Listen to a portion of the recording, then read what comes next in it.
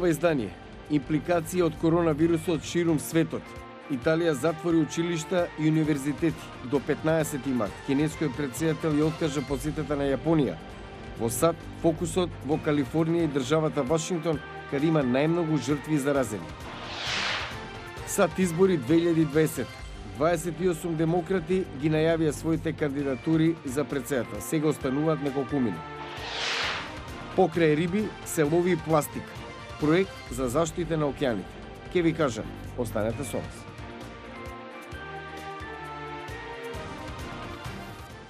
Добро вечер. Ова е ТВ журналот Newsflash на Гласот на Америка на македонски. Јас сум Јане Бојаджиевски. Кинескиот претседател ја одложи посетата на Јапонија закажана за следниот месец во време кога двете држави се справуваат со коронавирусот, а кој зарази 95.000 луѓе во повеќе од 75 држави. Кина е епицентар на вирусот, досега има над 3000 жртви. Еве ги последните информации. Вирусот, но и паниката продолжува да се шири. Италија ги затвори училиштата и универзитетите до 15 март, забрани јавни собири на сите спортски настани до следниот месец. Во САД фокусот е врз локализирање на ширењето на коронавирусот во Калифорнија и западната сојузна држава Вашингтон, каде има најмногу жртви заболени. На крузерот Принцес Крузис ќе им бидат доставени тестови за коронавирусот преку хеликоптер, за да се проверат околу 100 патници и членови на екипажот пред да се дозволи да биде вкотвен во Калифорнија. Досега една од 11 жртви од коронавирусот е од тој брод. Трката за демократска претседателска номинација се стесни на два кандидати по супер вторникот, Џо Бајден и Берни Сандерс. Милиардерот Блумберг, кој подоцна се вклучи во трката, по разочарувачкиот резултат се откажа, го поддржа Бајден. Турскиот лидер Реджеп Тајип Ердоган се среќава со рускиот претседател Владимир Путин во Москва, во обид да намали напнатоста во меѓусебните односи во сириската провинција Идлиб. Во меѓувреме, Европската унија одржува вонреден состанок како да се одговори на масовниот баратели на азил, кои ги минуваат границите на Турција со надеж дека ќе стасаат до Унијата. А некои аналитичари сметаат дека Северна Македонија засега не треба да стравува од поголем прилив на бегалци на незина територија, но и државните институции треба да бидат максимално подготвени. Откако Турција ги отвори границите за илјадници кон Европа. Мики Трајковски има повеќе. Северна Македонија треба да биде предпазлива кога е во прашање можност за повторно активирање на западно-балканската мигрантска рута, предупредуваат граѓански активисти. Откако Турција ги отвори границите за илјадници мигранти во правец кон Европа, а со тој и кон Грција, Јасмин Реджепи од невладината организација Легис вели дека иако за земјава во овој момент не постои поголема опасност, актуелната ситуација треба да се следи бидејќи постојано се менува. Македонија е подготвена да одговори секогаш, бидејќи ние веќе еднаш го поминавме се ова со многу поголема бројка. Од една страна, од друга страна треба да внимаваме не само на безбедносниот, туку и на хуманиот дел. Сите тие луѓе имаат своји права, да не им се прекршат правата. Сепак Реджепи стравува од најлошото, доколку турскиот претседател Ердоган го продолжи рокот за отворање на границите за мигрантите, но и доколку нема договор со Европската унија. Треба да имаме предвид дека бегалците ќе бидат спречени од страна на Грција за да преминат на нивна територија или пак ќе бидат задржани на островите и така да тоа ќе се одолжи во период и нема да се случи веднаш, освен ако не се продолжи тој рок од 72 часа на неколку месеци или слично, тогаш веќе треба да не загрижи состојбата која што ќе следува. Безбедносните експерти велат дека и да се случи поголем бегалски бран, Северна Македонија ќе биде засегната повторно само како транзитна дестинација. Сите знаеме која е крајната цел на бегалците, а тоа сте земјите на Европската унија. Нема да има поголем безбедносен ризик од нашата држава, односно дека пред се Грција и Италија поинако ќе се справат со ова што како ситуација се се случи, а мислам дека и Турција ќе најде заеднички јазик со Европската унија. Салиевски вели дека сепак државните институции мора да ги стават сите своји механизми во употреба, но и да ги следат препораките на Европската унија.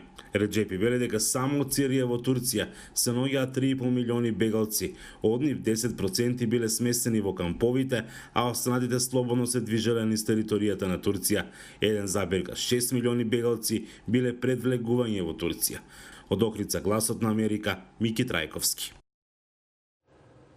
Сад избори 2020, најпрво 28 демократи ги најавија своите кандидатури за претседател. Сега остануваат неколкумина. Стив Редиш прави преглед на оние кои се уште се во трката по супер вторникот. Речи си отпишан од најголемиот дел политички аналитичари. Џо Бајден победи во 10 од 14 примерни гласања во супер вторникот, со што трката за председателска номинација на Демократската партија не е решена. Берни Сандерс победи во 4 држави на супер вторникот, но ова не беше доволно за да го задржи статусот на предводник за номинација. Ова сега е трка на двајца. Бајден и Сандерс ја персонифицираат битката меѓу либералното и умереното крило во Демократската партија. Сенаторот од Вермонт себе си се опишува како демократски социјалист.